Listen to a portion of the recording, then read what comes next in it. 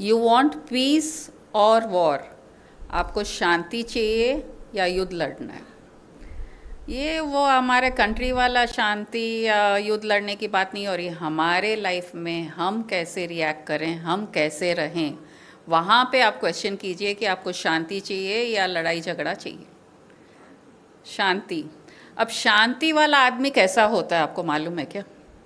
जो शांति चाहता है, जो आदमी कभी भी शांत रहना चाहता है, वो कहता है मुझे शांति चाहिए। कुछ भी सिचुएशन आ जाए, अगर कोई बुरा भला कहता है उसके लिए, वो रिएक्ट नहीं करता है। अगर उसको बोला जाता है कि तुम यहाँ से वहाँ बैठो, ये मेरी जगह है, वो जगह दे देता है। वो लड़ाई नहीं करता, नहीं मैं पहले आके बैठा, मुझे बैठना चाहिए, मैं कैसे दे दूँ। वो कोई भी चीज़ में फ्रिक्शन नहीं चाहता। जिसको शांति प्रिय जो आदमी है वो कहीं भी फ्रिक्शन नहीं चाहता। कोई कहता है तुम ऐसा कर दो, हाँ भाई कर दूंगा मैं।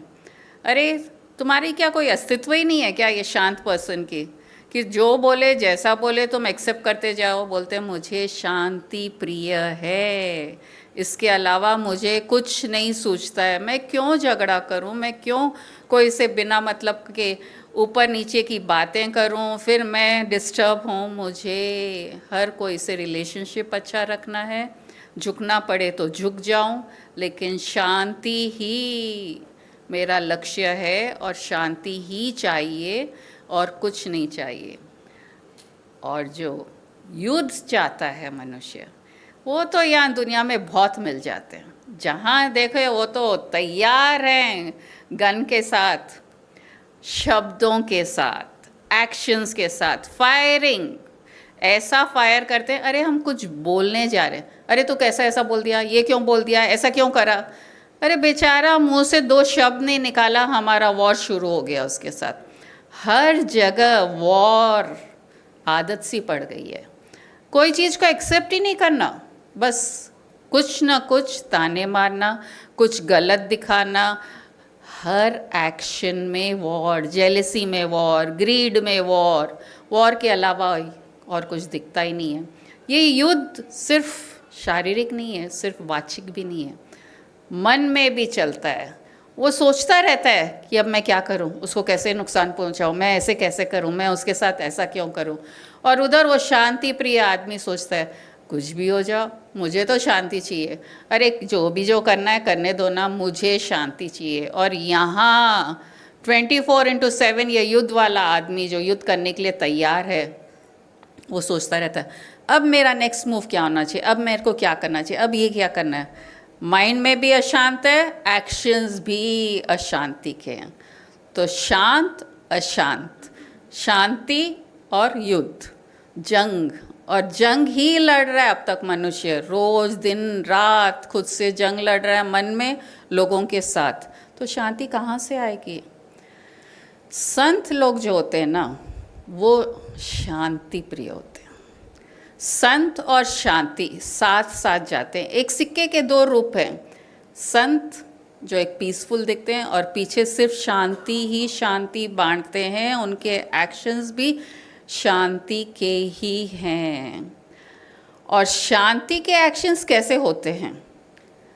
गुरुजी का ही एग्जाम्पल मैं आप लोग के सामने लाती हूँ कि शांत मन क्या क्या नहीं क्रिएट कर सकता है। शांति से अगर कोई सिचुएशन हम डील करें तो कितना रिजल्ट भी शांति ही आता है। कितने बार गुरुजी ने शेयर किया है, जब फैक्ट्री में थे, आग लग गई थी, कई लोग जल गए थे, कुछ मरे भी थे, और घर पे बर्थडे पार्टी चल रही थी मेरी बेटी का। तो वहाँ जब न्यूज़ आया गुरुजी के पास, वो शांति से सोच लिए कि अब अशांत होने में तो कुछ फ़ायदा नहीं है। अशांत मन तो और अशांति क्रिएट करेगा, और एक टर्बुलेंस क्रिएट करेगा, और ये क्या करूँ मैं, ऐसे करूँ क्या, मैं वो करूँ क्या। यहाँ क्योंकि यहाँ है हैदराबाद में और फैक्ट्री 100-150 किलोमीटर दूर है, यहाँ बैठे हम क्या कर सकते हैं? वहाँ तो आग चल रही है, सब हो रहा है, केमिकल रिएक्शन में ये पूरे सिलेंडर्स भी ब्लास्ट हो रहे हैं, क्योंकि दवाई की फैक्ट्री थी। यहाँ बैठ के कुछ भी सोचना कि मैं ये कर सकूँ, कर सकता हूँ, वो कर सकता हूँ, वो और नुकसान ही करता था। गुरुजी ने एक ही स्टेप लिया कि शांति से मुझे ये डील करना है। मेरे को जो एक्शन लेना है कि मैं तो वहाँ जा नहीं सकता, मैं वहाँ कुछ कर नहीं सकता, मैं वहाँ आके भी क्या करूँगा। उनको राइट्स दे दिए जो वहाँ पे थे सिचुएशन में, उनको राइट्स दे दिए कि आपको जो ठीक लगे उसको बचाना है, कैसे करना है। फुल राइट्स जो मेरे हैं, जो पावर्स मेरे पास है, वो आपके हैं, because you are in the situation, you know what is going to happen, what is better, and you do it with full force. यहाँ शांत रहे, घर में किसी से शेयर भी नहीं किया, वो अशांति को आगे भी नहीं जाने दिया, खुद भी शांत रहे, आगे किसी को मालूम भी नहीं पड़ा। पिताजी को, हम लोग को, फैमिली मेम्बर्स, हम एंजॉय कर रहे हैं बर्थडे पार्टी। अगर नॉर्मल वॉर वाला इंसान होता ना, बर्थडे पार्टी तो गया खड्डे में, और कितने प्रॉब्लम्स क्रिएट करता था ये सिचुएशन में, हम सोच भी नहीं सकते हैं। नेक्स्ट डे पेपर में जब न्यूज़ आई तो पिताजी को मालूम पड़ा, तो बोले अरे ऐसा हो गया और तो मुझे बताया नहीं। और गुरुजी आराम से सो गए उस दिन रात को, आराम से सो रहे थे क्योंकि शांत थे। और नेक्स्ट डे जब पिताजी को कहे कि क्यों नहीं बताया, बोले आपको नींद नहीं आती, मेरे को नींद नहीं आती, घर वालों को नींद नहीं आती, क्या फ़ायदा उसमें। अब अपन उठ गए ना, अब अपन टैकल करते हैं ना, अब क्या क्या कर सकते हैं हम करेंगे, और वहाँ पावर्स दिया हुआ है, वो लोग करेंगे जो बेस्ट टू बेस्ट है। शांत मन, शांत रिएक्शन, सबको बेस्ट ट्रीटमेंट मिला, कोई भी लेबर वाले अगेंस्ट नहीं हुए, और सबको एंड में शांति ही मिली। तो शांति से शांति ही क्रिएट हो सकती है, अशांति से अशांति ही क्रिएट हो सकती है। ये युद्ध, ये जो जंग है हमको कि ख़त्म करना है, ये अशांत मन का जो एक वॉर चलता रहता है, उसको शांत करना है। और शांत करने के लिए 3-4 पॉइंट्स हम फॉलो कर सकते हैं। शांत मन के लिए सबसे पहले जो शांति प्रिय होता है ना, कोई भी सिचुएशन आता है तो नॉन रिएक्टिव रहता है, बहुत पीसफुल रहता है। अच्छा भाई अब ये सिचुएशन आ गई है, भागम भाग नहीं करता, अब क्या करूं, ऐसे करूं क्या, वैसे करूं क्या, नहीं, आ गई है, प्रॉब्लमेटिक सिचुएशन आ गई है, इसको शांति से सोचते हैं कि क्या करना चाहिए। जैसे माइंड शांत होगा, हमारे एक्शंस भी शांति के होंगे। और सेकंड स्टेप, अगर लगता है कि कोई के साथ बातें हो रही है, मनमुटाव हो रहा है, लगता है कि ये नहीं, शांत रहने से वो नहीं हो रहा है शांत, तो उससे फिर सेकंड स्टेप में हम कह सकते हैं, बैठना बेटा, बैठ जाना, क्या बात है, क्यों इतना नाराज़ है, क्या प्रॉब्लम है, मैंने क्या कर दिया या तुमको क्या गलत लगा, हम बैठ के शांति से सुलझा लेते हैं ना। ये सेकंड पॉइंट फॉलो कर सकते हैं जब पर्सनल होता है तब।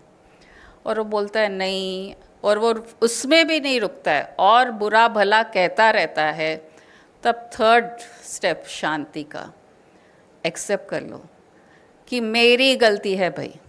जैसे ही हम एक्सेप्ट करते हैं, न होते हुए भी कि मेरी गलती है, मेरे कारण कुछ हुआ है, वो सामने वाला शांत हो जाता है। और अगर शांत नहीं होता है तो फिर फोर्थ पॉइंट ये है कि एक नया तरीका ढूंढना पड़ता है जिससे वो शांत हो सके, सिचुएशन कंट्रोल में हो सके और नुकसान दोनों का न हो।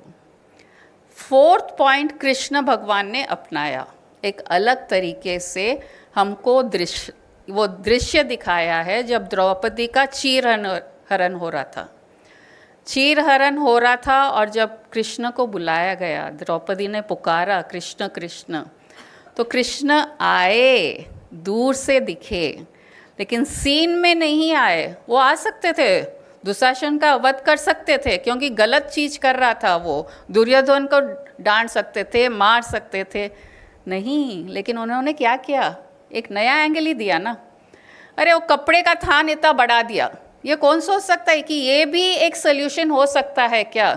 किसी को नुकसान नहीं पहुंचाना, सामने वाले को जो करना है करने दे, तुमको चीरहरण करना ना, करता जा करता जा। ऐसा थकाया कि वो ही थक के हार गया। तो हमारे पास फोर्थ ऑप्शन भी अवेलेबल रहता है, कुछ नया करें जो सामने वाला थक जाए, उसका भी नुकसान न हो और हमारा भी।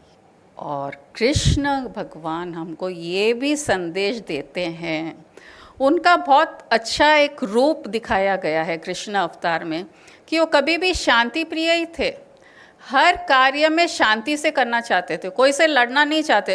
लेकिन देखिए ना, उनकी मूर्ति में या उनके हाथ में कभी भी सुदर्शन चक्र है वध करने का, लेकिन जो रूप दिखाया उन्होंने कभी भी प्रेम का और शांति का। शांति दूत बन के 3 बार गए हैं, महाभारत होने के पहले 3 बार शांति दूत बन के गए कि अरे शांति कर लो, युद्ध मत करो। लेकिन कहाँ, वो लोग मानने नहीं, कौरव। फिर देखिए गीता ज्ञान, कुरुक्षेत्र जहाँ लड़ाई होने वाली है, गीता ज्ञान शुरू कर दिया अर्जुन के साथ, और ज्ञान देते हुए 1 दिन नहीं, 2 दिन नहीं, 3 दिन नहीं, पूरे 18 दिन लगाए गीता ज्ञान निकलने के लिए। अब ये भी तो एक नई बात है ना कि 18 दिन ज्ञान। अरे वो सोच रहे थे, वेट कर रहे थे कि कहीं ये लोग संभल जाए, कहीं युद्ध टल जाए, कहीं इनका माथा ठनके, क्योंकि अगर युद्ध का बिगुल बज गया तो युद्ध तो होना ही है। तो वो अलग अलग तरीके से शांति को ही चाह रहे थे और कोशिश कर रहे थे कि कुछ भी न हो, हर चीज़ शांति में रह जाए। लेकिन जब सब कोशिशें बेकार हुई तब युद्ध शुरू हो गया। तो कृष्ण भगवान शांति का अलग अलग पाठ हमको बता रहे हैं। गोवर्धन पर्वत, इंद्र तो बस मुझे तो सबको नाश करना है, बारिश करनी है। क्या करे कृष्ण? अरे मैं तो शांति प्रिय हूँ भाई।